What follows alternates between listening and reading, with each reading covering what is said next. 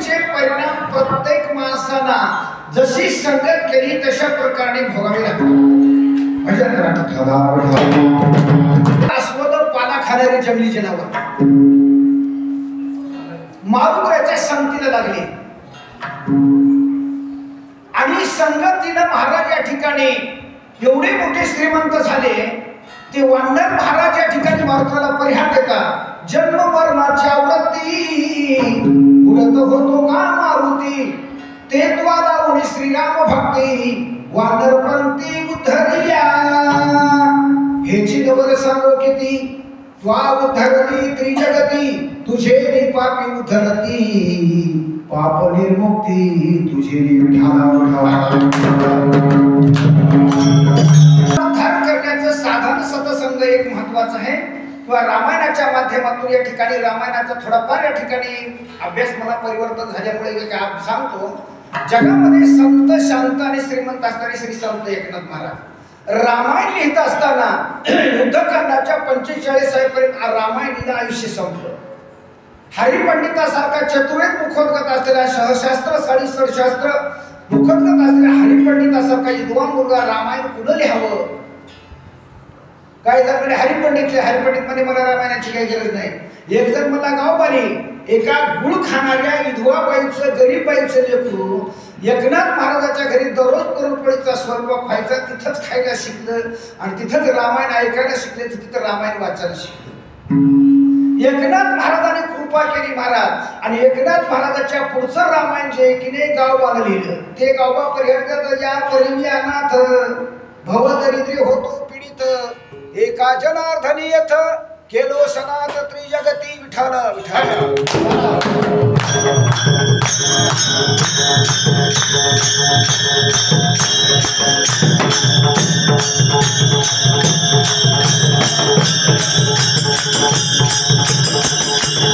म्हणून तेच गावापर्यंत येतात की महाराज संताचा संघ असा आहे चंदनाच्या संगे पालटती झाले चंदनाच्या संगे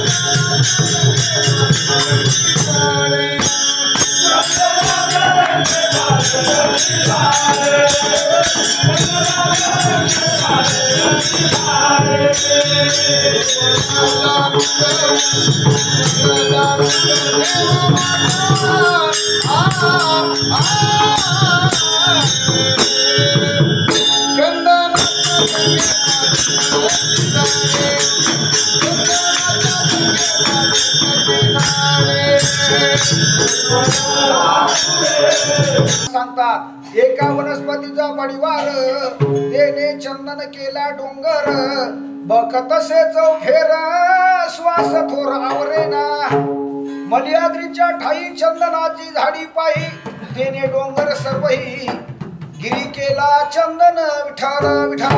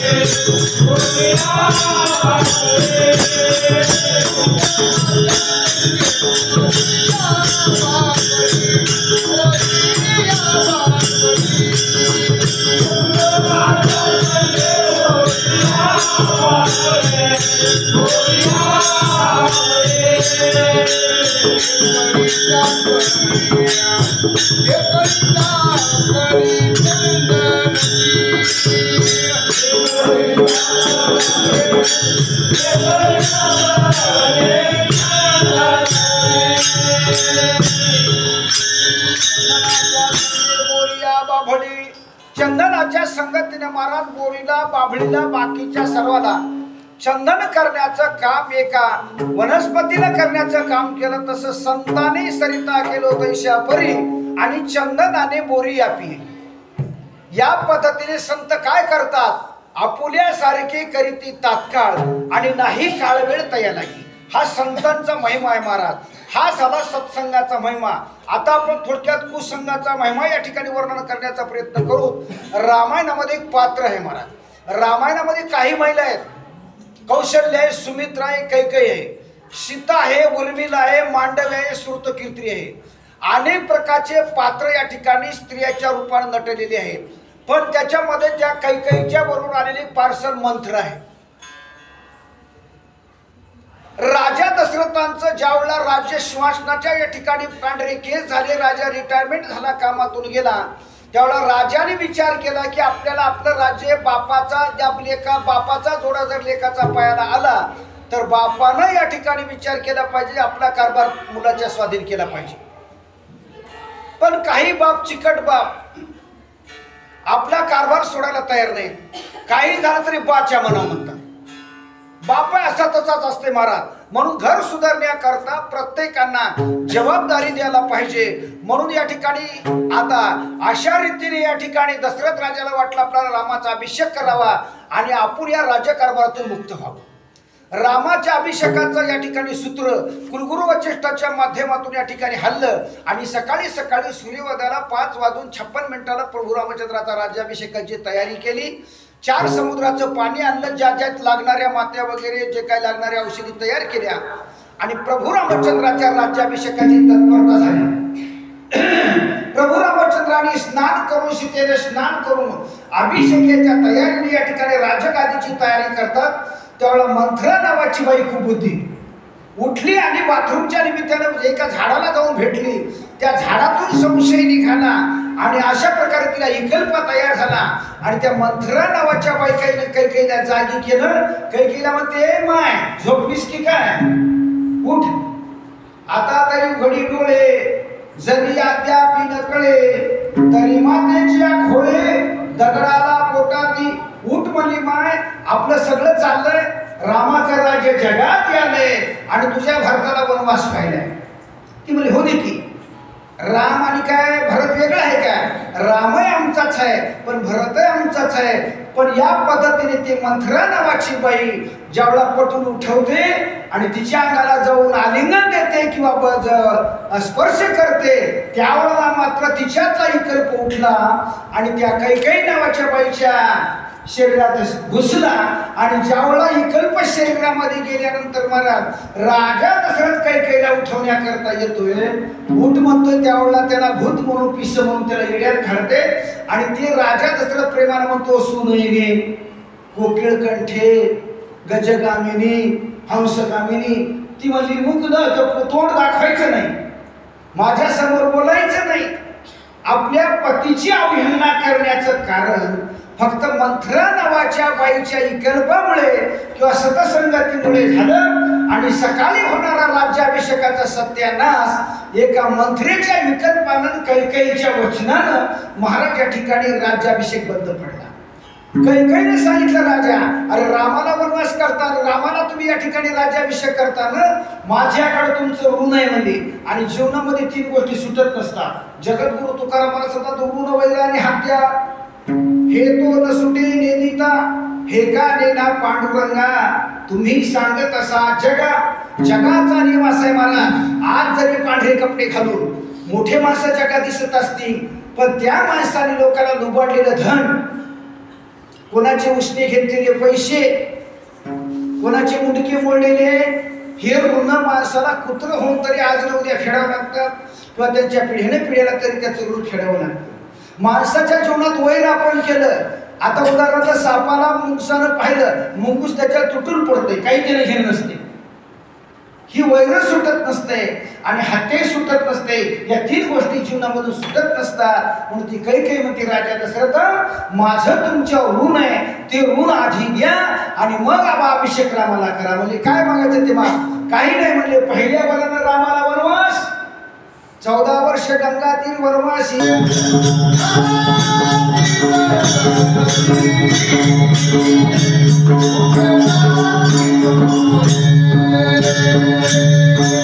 Oh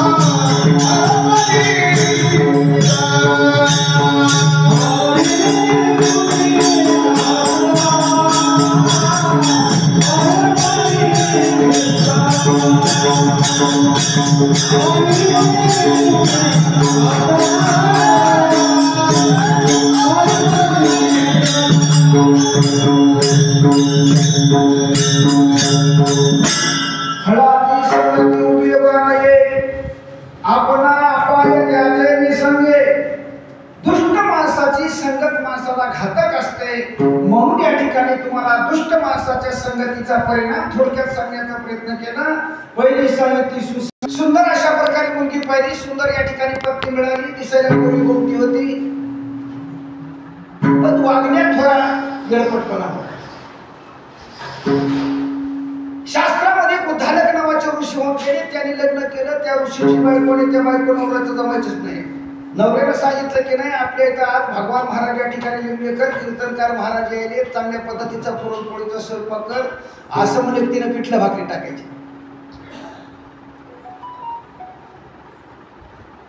त्यांनी सांगितलं या ठिकाणी विनेकरी टाळकरी यायलेत, मग त्याला पाणी घ्यायला पाणी द्यायचं नाही, बसायला पाठ नाही, जेवायला ताट नाही। विचार केला कसं करावं, म्हणून आपल्या मित्रमंडळात बसल्यानंतर चर्चा निघाली, तुझी कशी तुझी अशी माझी तशी। त्यांनी सांगितलं काय रे म्हणलं महाराज, मी अशा पद्धतीचं बायकोला सांगतो, जशी फुटलं मला, मी जसं बोललो तशी बायको आडवत चलते, मी चलतच नाही, तिचं नाव सांगत। मग एका दोस्ताने मंत्र सांगितला, म्हणला ये सांगतो तुला या ठिकाणी सांगायचं असेल, बायकोला सांगायचं काही कार्यक्रम तसा असला, हे आपल्या गावामध्ये शिवरात्रीचा पर्व काळ आहे, मोठमोठे महाराज मंडळी येणार आहे, महाराज लोकांना बसायला टाकायचं नाही, चहा नाही, पाणी नाही, कप नाही, गप नाही, बशी नाही, तोंडवाशी नाही, काहीच करायचं नाही।